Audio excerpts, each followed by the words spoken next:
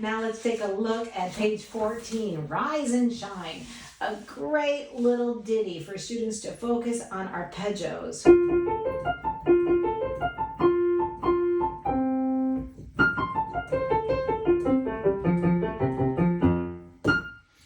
Okay, so move your right arm, wrist, and hand in the direction of the arpeggios.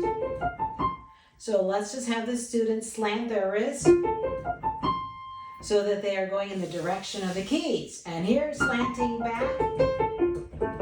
Haha, how fun. The other thing that we could talk about is some students play arpeggios where they are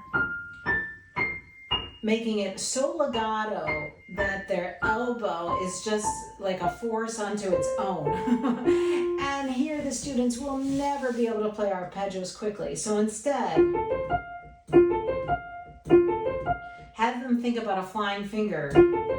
Fly to the next leap. So stop on the next chord, like that, and down. Stop here.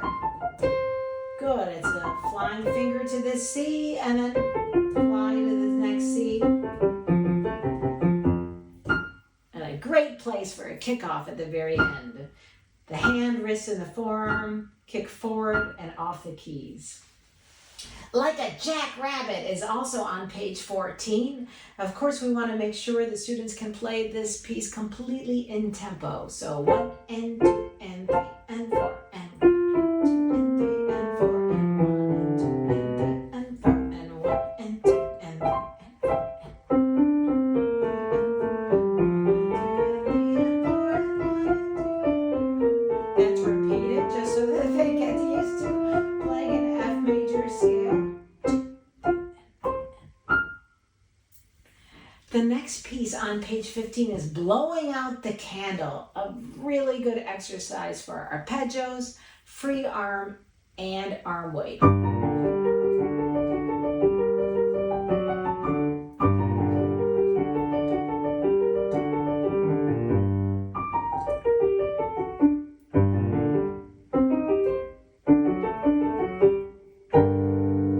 So for this contrary motion arpeggio,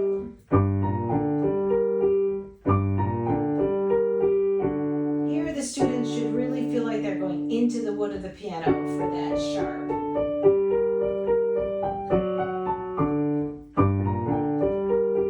In. Right. So the motions at the instrument are a series of ins, forwards, backs, outs, and then to either side, right? So north, south, west, and east. So this is how we want our students to feel that they can play on other parts of the keys rather than just the very, very, very tips of them. On page 18, Wombat Falling Asleep. And pretty easy exercise on basic chords.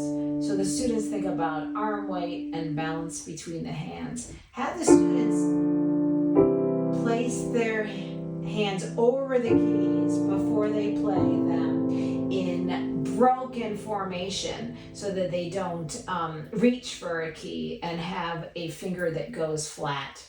Wombat Waking Up.